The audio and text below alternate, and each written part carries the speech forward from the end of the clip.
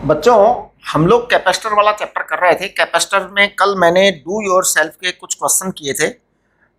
Do your self का question number 7, 8, 9 मैंने video में डिस्कस किया था।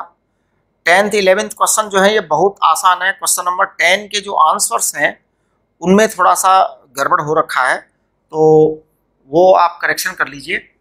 10th का जो फर्स्ट है ना, आंसर 2 है, तो फर्स्ट वाला आंसर जो है वो 18 microcoulomb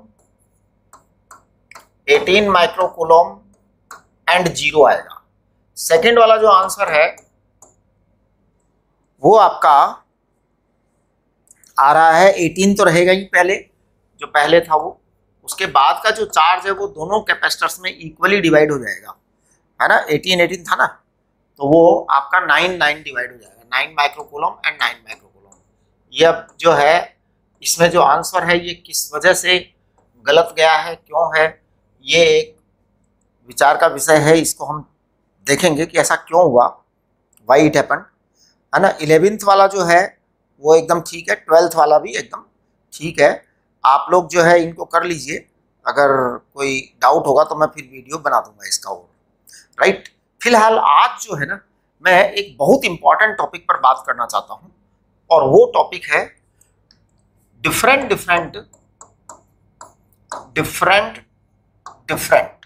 filling plan of capacitors. Different filling plan of capacitors.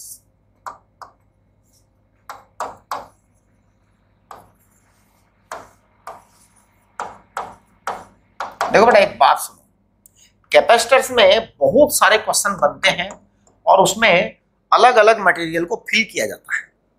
आपको मैंने सिंपल वाला तो बता ही दिया था कि अगर मान लो एक पैरेलल प्लेट कैपेसिटर है, आप इसमें 1, 2, 3 या 4 मटेरियल फिल करते हैं तो कैपेसिटी कैसे कैलकुलेट करोगे वो आपको बता दिया था। यानी वो कोई इतना बड़ा इशू नहीं है यहाँ पर, है ना। ये क्या है, ये सब चीजें आपको बता दी थी, तो ये नहीं। लेकिन अभी आप देखेंगे कि कैपेसिटर्स में अलग अलग तरह से फिलिंग प्लान होता है, कि वो अलग अलग डायग्राम बना करके दे देते हैं, फिर कहते हैं अब आप इसका कैपेसिटेंस बताइए। तो देखिए, मैं आपको 2-4 एग्जाम्पल लेके बताता हूँ। जैसे मान लीजिए ये एक कैपेसिटर है, इसका एरिया A है और डिस्टेंस D है, राइट। ये एक कैपेसिटर है, इसका एरिया A है और डिस्टेंस D है, करेक्ट। ये एक कैपेसिटर है, इसका एरिया A है और डिस्टेंस D है, करेक्ट। ये एक कैपेसिटर है, इसका एरिया A है और डिस्टेंस D है, ये हो गया, राइट। अब आप ध्यान दीजिए इसमें क्या है। ये जो है, अब इसके अंदर हम अलग अलग तरह से अलग अलग मटेरियल भरेंगे, है ना। किस तरह से भरा जा सकता है, हो सकता है ये कैपेसिटर को जो है ना 2 हिस्सों में बांट दें, कि चलो भाई इसके अंदर आप जो है ना एप्सिलॉन R2 का भरो और इसमें आप एप्सिलॉन R4 का मटेरियल भरो। हो सकता है यहाँ पर जो है ना ये कैपेसिटर के 3 हिस्से कर देंगे, इक्वल हिस्से। कहें इसमें आप एप्सिलॉन R = 1 भरिए, इसमें आप एप्सिलॉन R = 6 भरिए, इसमें सपोज एप्सिलॉन R = 9 भर दीजिए। ऐसा कह सकते हैं ना, अलग अलग। हाँ, तो वो कहा जा सकता है। इसमें ऐसा भी कहा जा सकता है कि इस कैपेसिटर का इस तरह से डिवीजन कर दें, A/2 और कह दें इसमें एप्सिलॉन R1 है और इसमें एप्सिलॉन R4 है और इसमें एप्सिलॉन R2 है। ऐसा भी कर सकते हैं, है ना। अब आप थोड़ा देखिए इसको कि क्या क्या किया जा सकता है। ऐसा हो सकता है इधर की तरफ इसको ऐसे भरें और फिर इधर की तरफ इसको ऐसे भर दें, मतलब कैसे भी किया जा सकता है। लेकिन आपके सबका जवाब एक जैसा ही आएगा, यानी कोई नई कहानी होने वाली नहीं। देखिए क्या होगा, ऐसे केस में हम इस कैपेसिटर के 2 टुकड़े करेंगे, काट के 2 टुकड़े कर देंगे। ये टुकड़ा A/2 आएगा, ये टुकड़ा A/2 आएगा, ये डिस्टेंस D रहेगी। अब इस कैपेसिटर को अलग काट दिया, इस कैपेसिटर को अलग काट दिया, फिर दोनों को जोड़ देंगे। तो सबसे पहले तो कैपेसिटर को काटेंगे, फिर दोनों को जोड़ देंगे। तो देखिए क्या सीन बनेगा। सीन ये बनने वाला है कि जब इन दोनों कैपेसिटर को पहले अलग करेंगे, काट दिया, फिर दोनों को जोड़ भी देंगे। दोनों को वापस जोड़ भी देंगे, तो दोनों को जब वापस जोड़ेंगे तो पैरेलल जुड़ जाएंगे ये, है ना, ये इस तरीके से। अब आप इस कैपेसिटर की कैपेसिटेंस लिखें, इस कैपेसिटर की कैपेसिटेंस लिखें और दोनों को पैरेलल के अंदर कनेक्ट करेंगे तो C1 प्लस C2 आ जाएगा, C1 प्लस C2 आ जाएगा। यहां देखिए, यहां पर ये A/3 है, ये A/3 है, 1/3 काटा है हमने बराबर बराबर। अब देखो यहां पर 3 कैपेसिटर बन जाएंगे 3 काटने पर, तो एक कैपेसिटर C1 है, दूसरा C2 है, तीसरा C3 है, और अब आप दोनों को फिर तीनों को पैरेलल में लगा देंगे, तीनों को पैरेलल में लगा देंगे, तो यहाँ 3 कैपेसिटर हो जाएंगे। यहाँ पर क्या आएगा, C1 प्लस C2 रिजल्ट आएगा, राइट। C1 क्या आएगा, C1 में आपका epsilon not A/2 into epsilon R upon D, यहाँ पे आएगा C2 epsilon not A/2 into epsilon R into D, ये अपॉन D, वही फॉर्मूला लगेगा, बस ये A/2 आ जाएगा। वहां पर एरिया की जगह A/3 आ जाएगा, फॉर्मूला वही लगेगा। यहाँ पर जो C आएगा वो C1 plus C2 plus C3 आएगा, तीनों पैरेलल में आ जाएंगे। यहाँ देखिए आपका क्या हाल होने वाला है, यहाँ पर हाल ये है कि ये एप्सिलॉन R1 है और ये एप्सिलॉन R4 है। अब यहाँ पर है ना थोड़ा डिवीजन अलग किया गया है, यहाँ पे D/3 कर दिया गया है और यहाँ पे 2D/3 कर दिया गया है, मतलब ये थोड़ा डबल डिवीजन किया है, साइज या आधा आधा ही किया था, बराबर ही किया है शायद, है ना। चलो कोई बात नहीं, कैसे भी कर दिया कोई प्रॉब्लम नहीं है ना। यहाँ पर D/3 दिख रहा है ना, इसको तो शायद D/2 ही करने का प्रयत्न किया था मैंने अब ये क्या है वो एक अलग बात है, मैंने लाइन शायद सीधी नहीं खींची। 1 मिनट के लिए मैं मिटा देता हूँ इसको, देखो, है ना। ये लो जी, एकदम आधा आधा कर देते हैं, तो ये D/2 हो जाएगा, है ना, D/2 एंड ये भी D/2, करेक्ट, आधा आधा हो गया। अब देखो ये आपके कैपेसिटर जो है ना, मान लो यहाँ पे 1 है, 4 है, 2 है, कुछ भी है, मान लो ये वाला कैपेसिटर C1 हो गया, ये वाला कैपेसिटर C2 हो गया, ये वाला कैपेसिटर C3 हो गया, तो 3 कैपेसिटर बन गए, जिसमें से ये कैपेसिटर होगा ना, इसका एरिया A/2 है, एरिया A/2 है, डिस्टेंस है आपकी D/2, ये एरिया A/2 है, डिस्टेंस है आपकी D/2, तो ये अलग कैपेसिटर बना, C1 एंड C2 2 कैपेसिटर, और ये तीसरा कैपेसिटर बन गया। तो C1 एंड C2 दो जो बने ना वो सीरीज में आएंगे, और ये C3 जो है पैरेलल में आएगा। इसका मतलब C1 C2 का रिजल्ट आप सीरीज में निकालें और C3 का पैरेलल में निकालें, फिर जोड़ दें। यहां देखिए क्या होगा, ये मान लो D/3 है, ये मान लो 2D/3 है, सॉरी 2D/3 है, और ये मान लो 2D/3 है, और ये मान लो D/3 है, ये D/3 है। तो देखो क्या होने वाला है आपका। अब यहां पर आप एक मटेरियल भर सकते हैं एप्सिलॉन R1, यहां दूसरा भर सकते हैं epsilon R2, epsilon R3, epsilon R4, right. अब ये आपका C1 आएगा, इसका एरिया है A/2, डिस्टेंस है D/3, ये आपका C2 कैपेसिटर आएगा, ये आपका C3 कैपेसिटर आएगा, ये आपका C4 कैपेसिटर आएगा। आपने क्या किया, आपने कुछ नहीं किया, कैपेसिटर के टुकड़े टुकड़े कर डाले और फिर वापस उनको जैसे जैसे जुड़ा हुआ है। अब देखो ये C1 C2 सीरीज में आएंगे, ये C2 C3 किस में आएंगे, C3 C4 सीरीज में आएंगे, ये इनका दोनों का सीरीज फिर पैरेलल में आएगा, तो आपका रिजल्ट अकॉर्डिंगली आएगा। कुल मिलाकर के कैपेसिटर्स की फिलिंग के ढेरों क्वेश्चन है, और आपको सब क्वेश्चंस का जवाब एक ही तरह से देना है, कि जैसे उन्होंने कहा आप ईमानदारी से कैपेसिटर को वैसा वैसा भर दीजिए, फिर क्या करिए आप उसी मतलब सिस्टम से काट दीजिए, उनको टुकड़े टुकड़े करके कैपेसिटर बना दो। काफी सारे जो भी हिस्से बनेंगे, 3 बने, 4 बने, कभी कभी 8 बन जाएंगे, कभी कभी 100 भी बन जाएंगे, डिपेंड करता है देने वाले पर कि उसने क्या दिया है ना। तो आपको उसके अंदर चिंता करने की कोई जरूरत नहीं है, आपको केवल उसको डिवाइड करना है और कैपेसिटर जैसे जैसे जमे हुए उन्हें वापस जमा देना है, वैसा का वैसा, पहले काटना है फिर बाद में जमा देना है वापस। और अब जो जो सीरीज में है उनको सीरीज का कॉम्बिनेशन लगाओ। सीरीज के लिए हमने क्या कहा था, सीरीज के लिए हमारा C का फार्मूला था C1 C2 upon C1 plus C2। Series के लिए एक फॉर्मूला, ये तो हमने 2 कैपेसिटर्स की सीरीज के लिए बताया था। अगर मल्टीपल कैपेसिटर है तो आप 1/C equal to 1/C1 plus 1/C2 plus 1/C3, ये सीरीज के लिए फॉर्मूला लगाएंगे। पैरेलल के लिए तो आपको पैरेलल क्या लगाना है, तो आपको जोड़ना पड़ेगा सारे कैपेसिटर्स को डायरेक्ट, ऐसे होगा, है ना। जैसे ये दोनों सीरीज में है तो इन दोनों का सीरीज करो पहले, फिर इन दोनों का सीरीज करो, फिर इन दोनों का पैरेलल बाद में जुड़ेगा, समझ रहे हो ना आप। तो ये आपका जो है ना कैपेसिटर्स का सिस्टम होगा। ये बहुत सारे क्वेश्चंस हैं और आपकी डीपीपी में भी है, अदर बुक्स में भी है।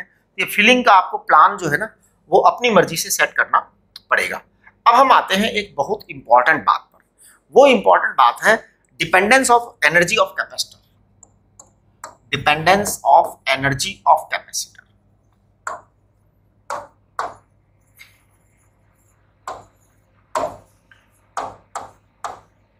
ये एक बहुत इंपॉर्टेंट चीज है। देखो बेटा, आपको कैपेसिटर की जो एनर्जी बताई थी ना हमने, वो बताई थी हाफ CV स्क्वायर, आपको हमने बताया था हाफ क्यू, आपको हमने बताया था Q स्क्वायर अपॉन 2C।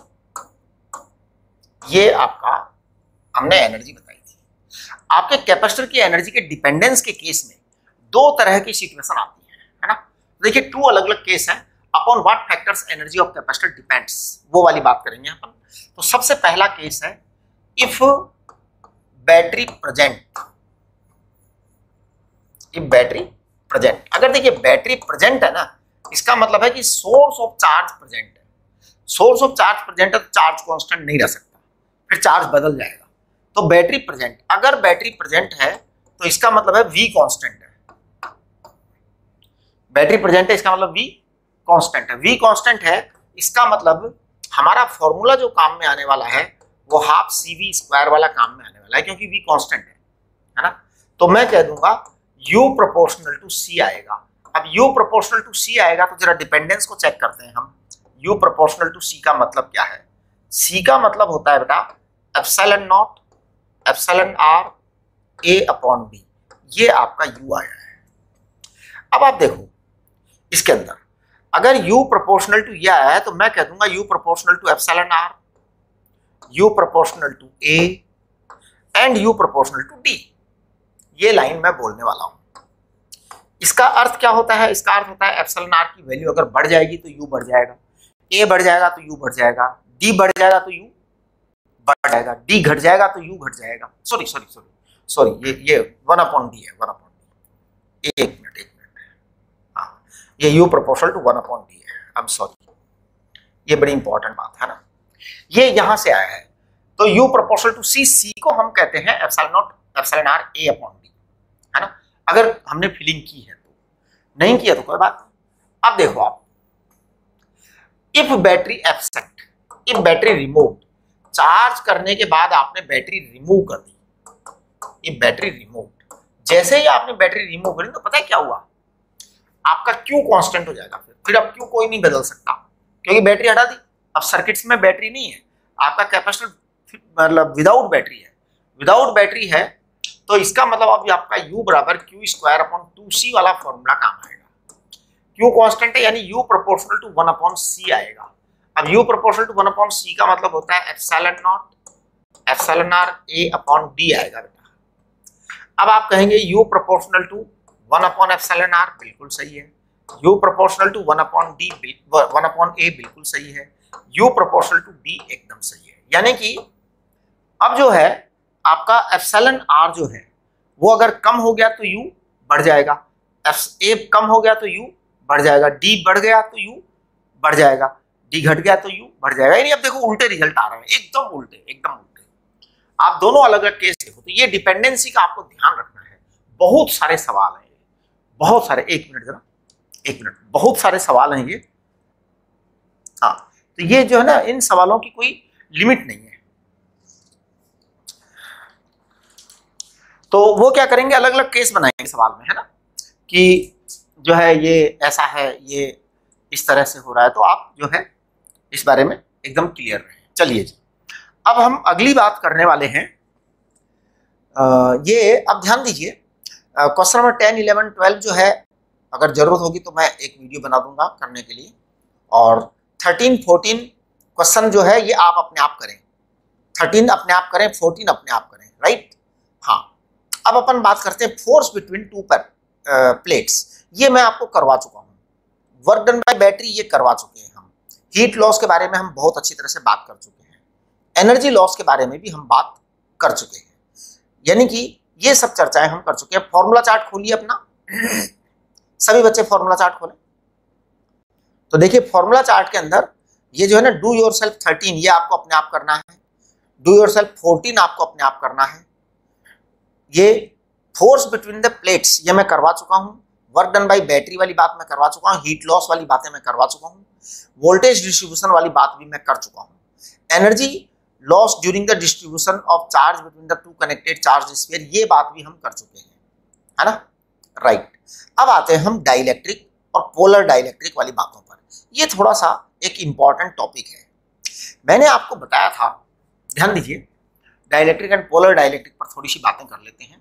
मैंने आपको बताया भी था, क्या बताया था, कि जब कोई मटेरियल इलेक्ट्रिक फील्ड से बाहर है, इलेक्ट्रिक फील्ड से बाहर है यानी कि नो इलेक्ट्रिक फील्ड, तो उसके अंदर के जो डाइपोल मोमेंट्स होते हैं वो सब रैंडमली डिस्ट्रीब्यूटेड होते हैं और नेट डाइपोल मोमेंट कितना होता है, 0 होता है। जैसे ये एक मटेरियल है, अभी no electric field, 0 electric field है, 0 इलेक्ट्रिक फील्ड है, तो इसमें जैसे माइनस प्लस जो है ना डाइपोल, वो इस तरह से कोई इधर कोई इधर कोई इधर कोई उधर, है ना, कोई इधर कोई इधर, ऐसे ही मतलब रैंडमली डिस्ट्रीब्यूटेड होते हैं। यानी टोटल मिलाकर के नेट जो है ना रिजल्ट 0 आ जाता है। नेट रिजल्ट क्या आ जाता है, 0 आ जाता है। समझ रहे हो? तो ये रैंडम डिस्ट्रीब्यूशन होता है इलेक्ट्रिक डाइपोल का। इलेक्ट्रिक डाइपोल का हर मटेरियल में इलेक्ट्रिक डाइपोल होता है, हर मटेरियल में। ऐसा कोई मटेरियल नहीं जिसमें इलेक्ट्रॉन प्रोटॉन ना हो। जी ध्यान से सुनो, कोई भी ऐसा मटेरियल इस दुनिया में है जिसमें इलेक्ट्रॉन प्रोटॉन ना हो। हर मटेरियल में इलेक्ट्रॉन प्रोटॉन है। इलेक्ट्रॉन प्रोटॉन है इसका मतलब नेगेटिव चार्ज पॉजिटिव चार्ज हर मटेरियल में है। इसका मतलब किसी न किसी तरह का डाइपोल मोमेंट हर मटेरियल में है। अब डाइपोल मोमेंट हर मटेरियल में है, तो जो डाइपोल मोमेंट है, स्मॉल स्मॉल डाइपोल मोमेंट, वो क्या है, वो केवल अरेंज्ड है, रीअरेंज्ड है, मतलब सॉरी इसको क्या कहते हैं, इर्रेगुलर अरेंज्ड है, रैंडमली अरेंज्ड है, जिसका कि कुछ मतलब नहीं है, इसलिए टोटल 0 होता है। देखो आप कभी किसी चीज को हाथ में लगाते हो, हाथ लगाते ही करंट आता है क्या, नहीं आता करंट। करंट क्यों नहीं आता, करंट इसलिए नहीं आता कि इसके जो नेगेटिव पॉजिटिव चार्जेज है वो सब रैंडमली अरेंज्ड है, टोटल मिला करके 0 है। लेकिन अगर हम इसी चीज को, मटेरियल को उठा के इलेक्ट्रिक फील्ड में डाल देते हैं, तो जैसे ही मटेरियल को इलेक्ट्रिक फील्ड में डालते हैं, तो इन प्रेजेंस ऑफ इलेक्ट्रिक फील्ड, जैसे ही इलेक्ट्रिक फील्ड में डालते हैं तो क्या होता है, ये जो मटेरियल है इसकी ये डाइपोल जो है ना, ये इलेक्ट्रिक फील्ड की डायरेक्शन में बैलेंस होने, मैनेज होने लग जाते हैं। सब एक डायरेक्शन में आने की ट्राई करने लग जाते हैं। सब आ पाते हैं, कुछ नहीं आ पाते।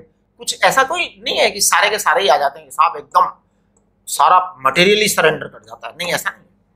इलेक्ट्रिक फील्ड में 100% मटेरियल सरेंडर नहीं करता, लेकिन फिर भी कुछ आ जाते हैं लाइन में। अब एक बात है ना, अगर लाइन में आ गया तो अब डाइपोल मोमेंट क्रिएट हो गया, रिजल्टेंट डाइपोल मोमेंट। अब देखो, मान लो ये वॉल्यूम है मटेरियल का,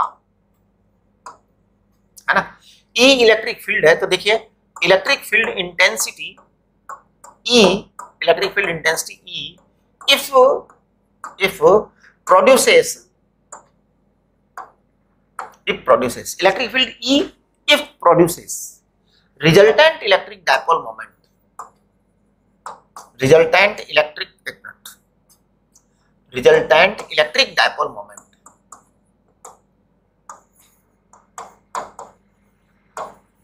ये मैं टॉपिक पहले करा चुका हूं, लेकिन अभी मैं फिलहाल दोबारा करवा रहा हूं, इसकी आवश्यकता है। तो इलेक्ट्रिक फील्ड इंटेंसिटी में if produces resultant dielectric moment P vector, P आपने रिजल्टेंट कर दिया, तो पर यूनिट वॉल्यूम के लिए, है ना, then P vector of unit volume divided by, इसको हम कहते हैं पी। इसका नाम है पोलराइजेशन। इसका नाम क्या है, पोलराइजेशन। तो ध्यान दीजिए, ये पोलराइजेशन को डिफाइन किया है, P इज पोलराइजेशन। इसको देखो डिफाइन कैसे करेंगे, पोलराइजेशन की क्या डेफिनेशन होती है, तो वो मैं आपको नेक्स्ट जो है ना स्लाइड में दे रहा हूं, ध्यान दो। P इज पोलराइजेशन, ये एक्चुअल में पूछेंगे आपसे बोर्ड में। पोलराइजेशन देखो क्या होता है, P polarization, when any material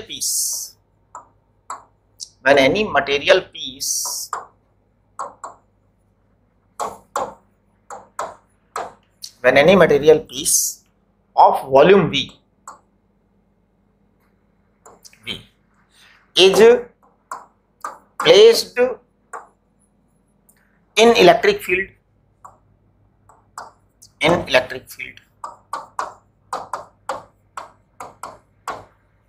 then due to the effect of electric field, due to the effect of electric field,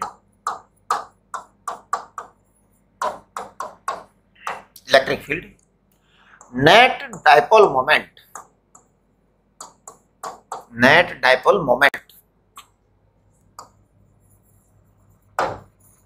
electric dipole moment created per unit volume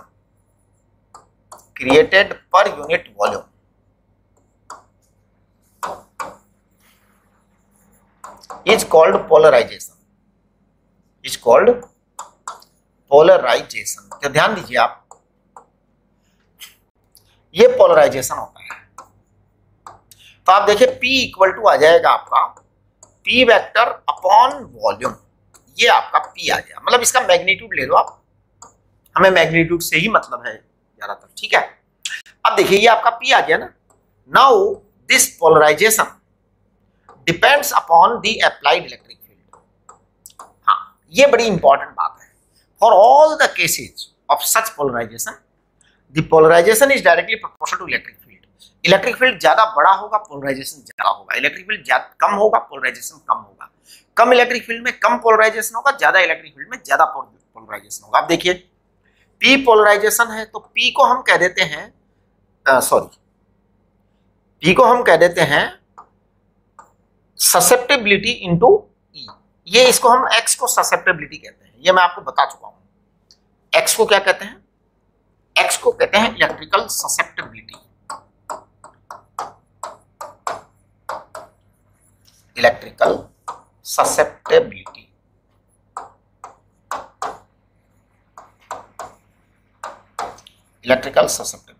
है ना, ये हम X को कहते हैं। अब ये X एक्चुअल में हो क्या गया?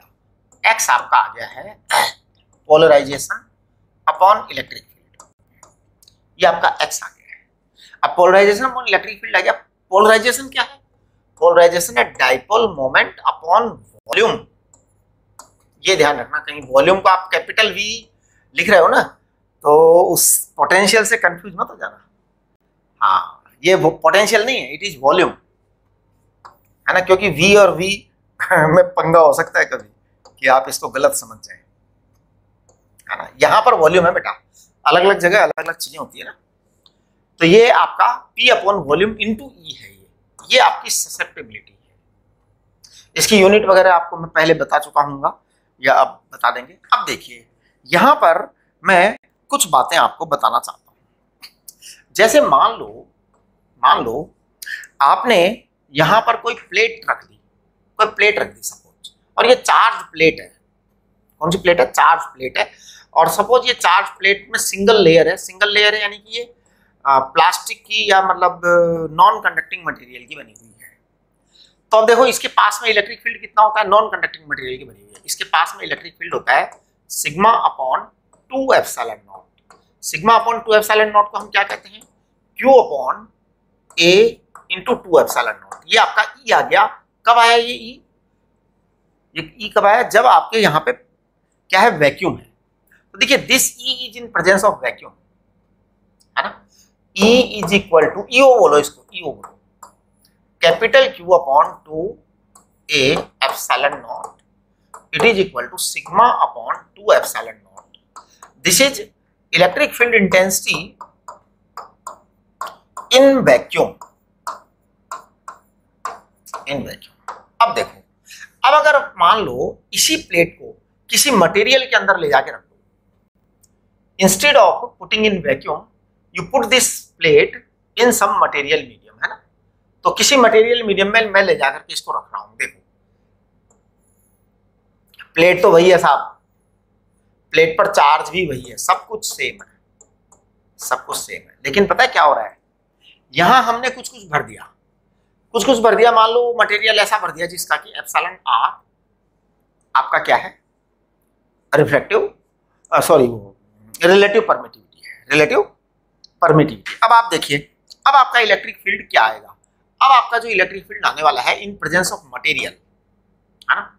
तो ये electric field in presence of material बोलो आप इसको, इन प्रेजेंस ऑफ मटेरियल बोलो, ये आपका आएगा sigma upon epsilon naught epsilon R, बस एप्सिलॉन आर से मल्टीप्लाई हो जाएगा और कुछ भी नहीं होने वाला है।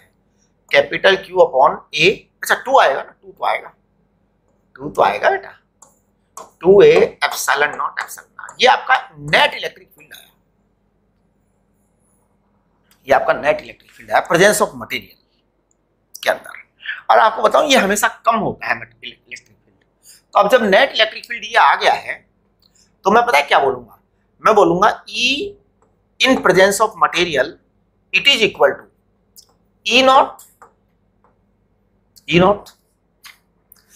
Plus E extra. ये क्या बला है, ये बड़ी इंपॉर्टेंट बात है साहब, इस चीज को समझ जाओ कि ये क्या है। मैं बताता हूं ये क्या है। देखो जब मटेरियल में, जब वहां मटेरियल नहीं था तो E not is electric field intensity in vacuum था, वैक्यूम के अंदर जो है कोई मटेरियल नहीं था। फिर E m है electric field intensity in presence of material, in material ही लिख दो, है ना, प्रेजेंस ऑफ मटेरियल का मतलब इन मटेरियल, राइट। अब ये E एक्स्ट्रा एक बड़ी इंपॉर्टेंट सी चीज है, बहुत ही इंपॉर्टेंट चीज है E एक्स्ट्रा। एक्स्ट्रा का मतलब है कि extra electric field intensity, extra electric field intensity due to material, ये बड़ी इंपॉर्टेंट बात है। मतलब आप समझिए हम कर क्या रहे हैं, हम कर रहे हैं मटेरियल की प्रेजेंस में इलेक्ट्रिक फील्ड सारा का सारा। E नॉट है वैक्यूम जब था, फिर हमने मटेरियल डाल दिया तो एक्स्ट्रा क्या हुआ, मटेरियल डालने का कोई तो इंपैक्ट हुआ होगा ना, अलग तरह का, वो अलग तरह के इंपैक्ट की बात हम कर रहे हैं। तो ध्यान दीजिए, इसको आप लिख दीजिए, EM को लिख देंगे आप सीधा सीधा sigma upon 2 epsilon naught epsilon R लिख दिया आपने, करेक्ट। इसको आपने सिग्मा अपॉन 2 एप्सिलॉन नॉट लिख दिया। अब आपका ये E एक्स्ट्रा है, ये एक्स्ट्रा एक्चुअल में पता है क्यों आता है, एक्स्ट्रा इसलिए आता है कि आपने जो मटेरियल रखा था उसके अंदर पोलराइजेशन हो जाता है, कुछ उसमें क्या आ जाता है, थोड़ा सा पोलराइजेशन आ जाता है, उसके कारण इलेक्ट्रिक फील्ड में कमी होती है। आप कहेंगे है कमी क्यों होती है, वो एक्चुअल में कमी इसलिए होती है कि जो नेगेटिव पॉजिटिव है ना वो अरेंज हो जाते हैं, तो जो नेगेटिव वाला इधर होता है वो इलेक्ट्रिक फील्ड में थोड़ी कमी करता है, इसीलिए तो मटेरियल के कारण इलेक्ट्रिक फील्ड में कमी आती है, ये एप्सिलॉन आर। तो हम क्या करेंगे, इसको बोल देंगे sigma dash upon 2 epsilon not. ये बात यानी कि ये कुछ इंड्यूस्ड चार्ज आया है, और वो इंड्यूस्ड चार्ज उस इलेक्ट्रिक फील्ड को कम करता है, इलेक्ट्रिक फील्ड की वैल्यू को कम करता है, वो पोलराइजेशन के फॉर्म में होता है। अच्छा, अब ये पोलराइजेशन के फॉर्म में होने से जब ये इलेक्ट्रिक फील्ड में कमी आती है तो देखिए मैं इस कैलकुलेशन को आगे बढ़ाता हूं। Sigma upon 2 epsilon naught epsilon R it is equal to sigma upon 2 epsilon naught minus sigma dash. Sigma dash को हम फंडामेंटली कहते हैं इंड्यूस्ड चार्ज डेंसिटी, और इसको पता है क्या कहेंगे, सिग्मा अपॉन 2, इसको कहेंगे 2 एप्सिलॉन नॉट। यानी कि अगर आपका ये इंड्यूस्ड चार्ज वैक्यूम में होता तो इतना ही क्रिएट करता, इसलिए इसको E एक्स्ट्रा में कहा गया है। ध्यान दो, अगर आप मेरे से कोई बात समझ में ना आए तो आप वहां पूछ सकते हो मेरे से जूम सेशन में। एक्स्ट्रा का मतलब है कि आपके पास कोई ना कोई एक्स्ट्रा सिचुएशन खड़ी हुई है, घटाया क्यों है, क्योंकि वो कम ही होता है तो इसलिए घटाना ही पड़ेगा, उसको अपोजिट ही है। अब इसमें ये बात है कि आपने इसको sigma dash upon 2 epsilon not क्यों लिखा, एक्चुअली में इसका पर्पज ये है कि हम ये कहना चाहते हैं कि अगर ये इंड्यूस्ड चार्ज जो है उसको वैक्यूम में रखा जाता तो इतना इलेक्ट्रिक फील्ड आता, तो वो उतना ही कम कर देता है। वैक्यूम में रखा जाता तो इतना इलेक्ट्रिक फील्ड आता, वो उतना ही कम कर देता है अपना अपोजिट डायरेक्शन में होने के कारण। तो देखिए इसको मैं जरा यहाँ पे थोड़ा डिटेल में लिख रहा हूँ, 2 एप्सिलॉन नॉट को मैं काट देता हूँ, इसको मैं लिख रहा हूँ Q अपॉन एप्सिलॉन आर, इसको मैं लिख रहा हूँ Q अपॉन ए, इसको मैं लिख रहा हूँ Q अपॉन ए, खत्म, राइट। इसको मैं लिख रहा हूँ माइनस Q डैश अपॉन ए, ये बात। अब देखो आपका ए फिर काट देता हूं मैं, तो मैं कह दूंगा Q dash equal to Q minus Q upon epsilon R, है ना। तो Q डैश इक्वल टू आ गया है Q common 1 minus 1 upon epsilon R. बेटा इसको इंड्यूस्ड चार्ज कहते हैं, इसे क्या कहते हैं, इंड्यूस्ड चार्ज कहते हैं। जब जब हम किसी मटेरियल को डालते हैं तो उसके चारों तरफ चार्ज इंड्यूस होता है। जैसे मान लो ये एक कैपिटल Q चार्ज है, सपोज मैं एक दूसरी चीज आपको समझा रहा हूं, सपोज ये कैपिटल Q चार्ज है। अब कैपिटल Q चार्ज है तो इसके कारण r डिस्टेंस पर इलेक्ट्रिक फील्ड कितना है, E बराबर है 1/4 pi epsilon not capital Q upon r square. ये इलेक्ट्रिक फील्ड है, करेक्ट। वैक्यूम है, वैक्यूम है, इसे हम कहेंगे E इन वैक्यूम, है ना। तो E नॉट बोल दीजिए आप, राइट। अब मैं इस चार्ज के चारों तरफ कुछ भर देता हूं, कुछ मटेरियल डाल देते हैं ना, कुछ डाल दिया मटेरियल, क्या डाल दिया, कुछ भी डाल दो, जो आपके पास हो वही डाल दो, है ना। तो E मटेरियल आ जाएगा, E मटेरियल क्या आएगा 1/4 pi epsilon naught epsilon r Q upon r square. ये लो जी, ये मटेरियल के प्रेजेंस में इलेक्ट्रिक फील्ड आ गया। सवाल उठता है कि ये हुआ क्या, तो ये पता है क्या हुआ, कुछ नहीं हुआ, ये बड़ी छोटी सी चीज हुई है। E in presence of material बराबर E इन वैक्यूम, ये तो था ही था, माइनस कुछ यहाँ पे ये जो मटेरियल हमने डाला है ना, इस मटेरियल में चार्ज का इंडक्शन हो जाता है, इस मटेरियल में चार्ज का इंडक्शन हो जाता है। उस इंडक्शन के कारण इलेक्ट्रिक फील्ड रिवर्स काम करने लग जाता है, तो वो घट जाएगा थोड़ा सा। तो वो जो घटेगा ना उसको मैं लिख रहा हूँ Q डैश, उसको मैं लिख रहा हूँ Q dash upon 4 pi epsilon not into r square. मतलब मैं रफ कैलकुलेशन कर रहा हूं, अब देखना जरा इसको, 1/4 pi epsilon naught epsilon r into r square, और कैपिटल Q है ये तो, है ना, राइट। यहां पर ऐसा आ जाएगा capital Q upon 4 pi epsilon not r square minus Q dash है इंड्यूस्ड चार्ज। इंड्यूस्ड चार्ज के कारण प्रभाव, जो भी इफेक्ट है इंड्यूस्ड चार्ज के कारण वो आएगा। अब आपने 4 पाई एप्सिलॉन नॉट काट दिया, r square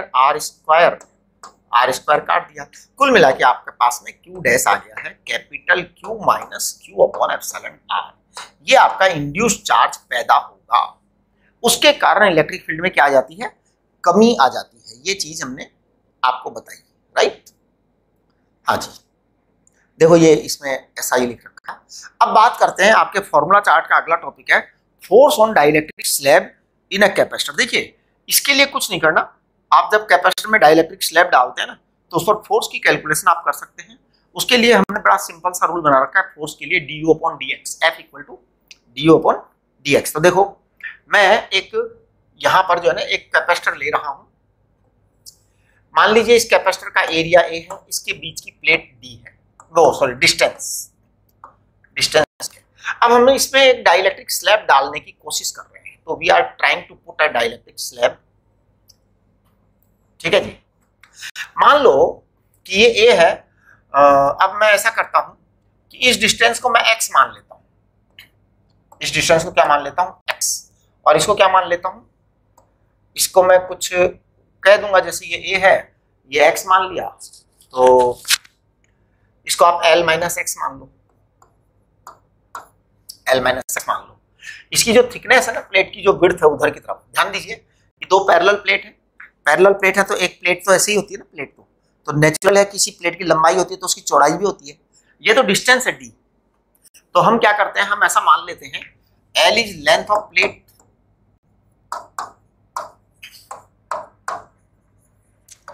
B is breadth of plate,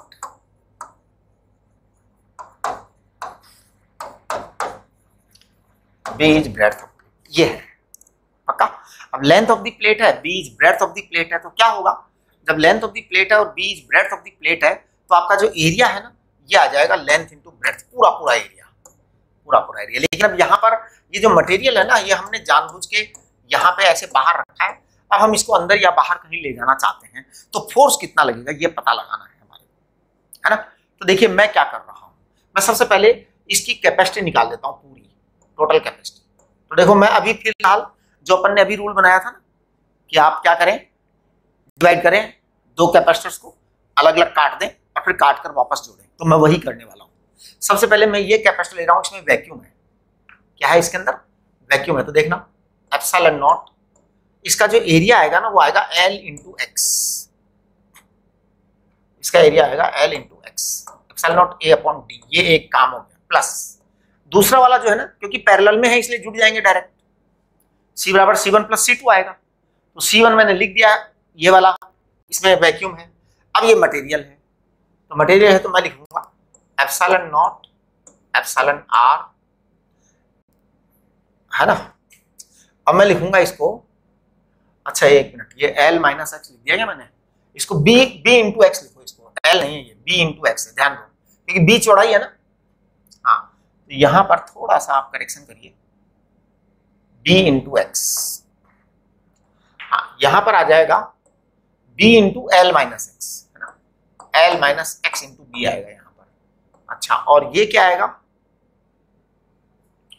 L minus x into B आया और डिस्टेंस तो D रहेगी, है ना। ये आपके पास C आ गया है, ये आपके पास C आ गया। थोड़ा सा मैं इसको अरेंज करके लिख रहा हूँ, C को एप्सिलॉन नॉट कॉमन ले रहा हूँ, B कॉमन ले रहा हूँ, D कॉमन ले रहा हूँ, करेक्ट। ये सब मैंने कॉमन लिया, कॉमन लेने के बाद मैंने क्या लिखा, इसको लिखा x plus epsilon R into L minus epsilon R into x, ऐसे लिख दिया जी। ये आपका C आ गया, एक बार आप देख लीजिए, करेक्ट। ये C आपके पास आ चुका है। अब देखो U लिखूंगा मैं, U इक्वल टू होता है हाफ CV स्क्वायर, राइट।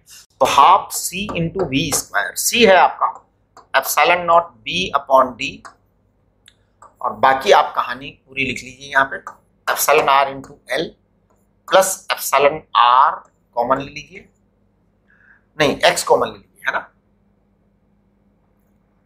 हाँ x कॉमन ले लीजिए, है ना, yes.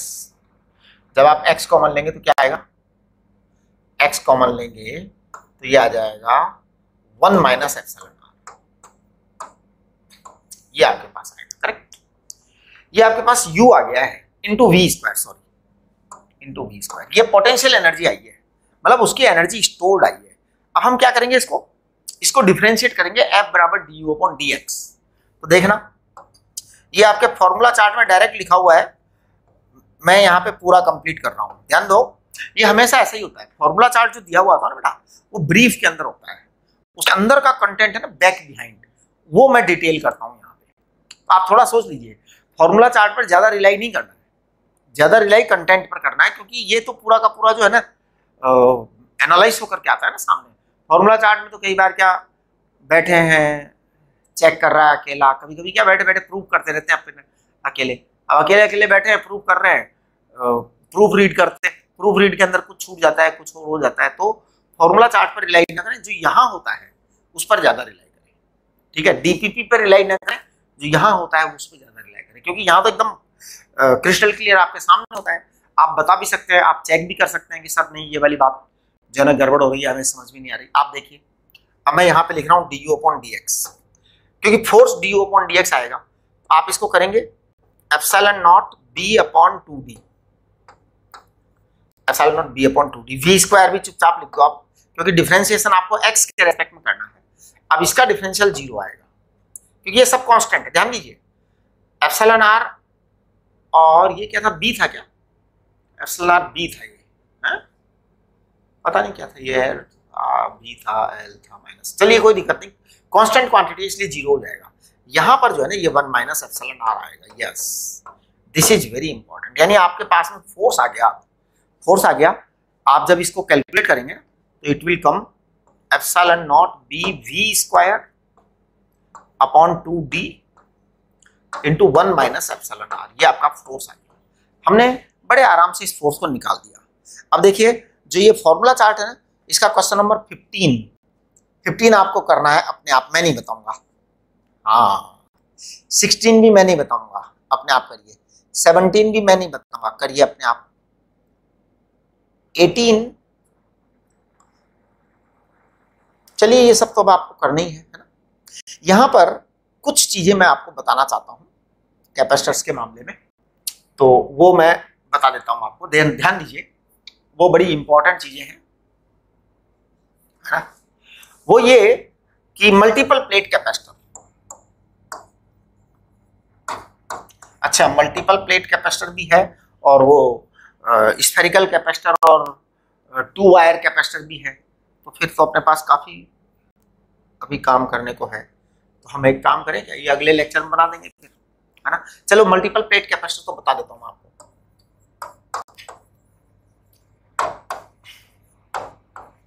Multiple plate capacitor, multiple plate capacitor का मतलब क्या है एक्चुअल में, कि जैसे बहुत सारी प्लेट्स हैं, अगर ढेर सारी प्लेट्स हैं, 1 plate, 2 plate, 3 plate, 4 plate, 5 plate, 6 plate, 7 plate, 10 plate, 100 plate, कितनी भी प्लेट है, अगर ये प्लेट ऑल्टरनेटली कनेक्टेड है, ध्यान दीजिए, ऑल्टरनेटली कनेक्टेड, ऑल्टरनेटली, एक छोड़कर एक कनेक्ट हो रही है, ध्यान दो, एक छोड़कर एक कनेक्ट हो रही है, ये आप थोड़ा सा ध्यान दीजिएगा वर्ड पर, ऑल्टरनेट कनेक्टेड, ऑल्टरनेट कनेक्टेड।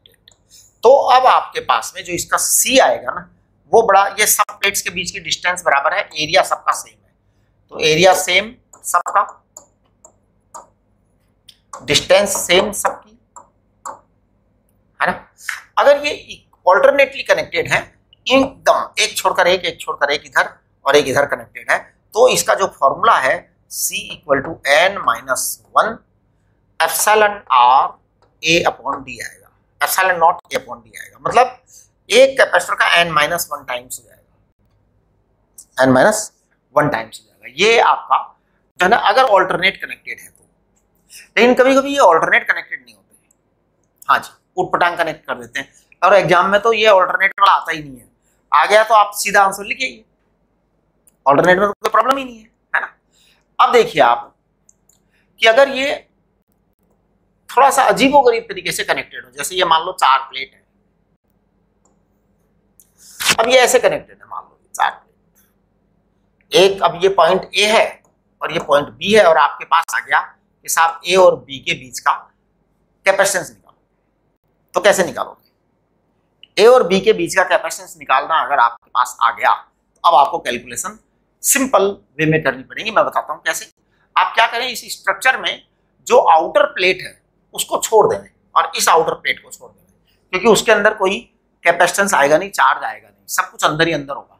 तो एक काम करते हैं हम, इस आउटर प्लेट को छोड़ दो, आउटर प्लेट को छोड़ दो, इसको नंबर 1 बोल दो, इसको नंबर 1 प्लेट बोल दो, इसको नंबर 2 प्लेट बोल दो, इसको नंबर 3 प्लेट बोल दो, इसको नंबर 4 प्लेट बोल दो, इसको नंबर 5 प्लेट बोल दो, इसको नंबर 6 प्लेट बोल दो।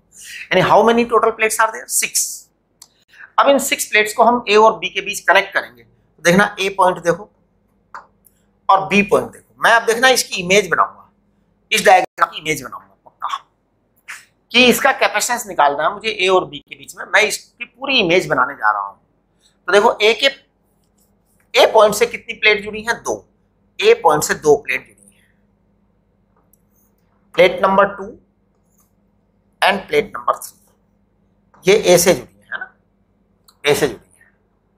अब देखिए, प्लेट नंबर 2 एंड 3 ए से जुड़ गई, अब 2 के सामने क्या है? 1 है, तो 2 के सामने ईमानदारी से आप 1 रखिए और उसको मार्क करिए 1, 2 के सामने 1 रखा है, ठीक है। 3 के सामने कौन है जी? ओके, 3 के सामने 4 है, हाँ 4 है, करेक्ट, 3 के सामने 4 है, और 4 जो है ना बी से कनेक्टेड भी है, हाँ 4 बी से कनेक्टेड भी है, करेक्ट। तो 4 को बी से कनेक्टेड करो जी, कनेक्ट कर दो साहब, जो कनेक्ट है कनेक्ट है, सीधी सी बात है। 4 और 5 दोनों आपस में कनेक्टेड है। अच्छा, 1 जो है ना वो 6 से कनेक्टेड है, तो 1 को 6 से कनेक्ट करो, 6 से। अब ये 6 के सामने 5 है, 6 के सामने 5 है, उसको बी से कनेक्ट करो, ये लो जी, ये आपका डायग्राम बन गया। अब पता है, आप इसको सी कहिए, इसको सी कहिए, इसको सी कहिए, तो जब आप इन दोनों को, इसको सी कहेंगे, तो this C and this C in series and this C in parallel. जब सी और सी सीरीज में है तो रिजल्ट आएगा c/2, रिजल्ट आएगा c/2 प्लस सी, तो ये हो जाएगा 3/2c। तो इसको कह देंगे हम 3/2 एप्सिलॉन नॉट a/d, ये आ जाएगा बेटा, ये आंसर आ गया आपका, करेक्ट। चलिए, मैं आपको इस तरह के कुछ क्वेश्चंस दे देता हूं और फिर आप उनको करना अपनी मर्जी से, ठीक है। जैसे ये आपकी 4 प्लेट है, ठीक है जी। अब आप ऐसा करिए, इन दोनों प्लेट्स को ऐसे कनेक्ट कर दीजिए और ये एक पॉइंट है ए और ये एक पॉइंट है बी, दोनों के बीच कैपेसिटेंस निकालना है CAB इज इक्वल टू वाट। ठीक है, करना क्या है, करना यह है कि जो आउटर मोस्ट प्लेट है वो आउटर मोस्ट लेयर को छोड़ दीजिए, बाकी सब लेयर्स की नंबरिंग कर दीजिए आप, है ना, हमेशा आउटर मोस्ट को छोड़ दीजिए, बाकी की आप लेयर्स की नंबरिंग कर दीजिए। अगला वाला देखो सवाल, मैं दोबारा अगला सवाल देता हूं। 1 2 3 4 5 प्लेट्स हैं सामने, सबका एरिया ए है, सबके बीच की डिस्टेंस डी है। अब आप देखो इसमें क्या किया है हमने, इसमें हम ऐसा करते हैं कि आपके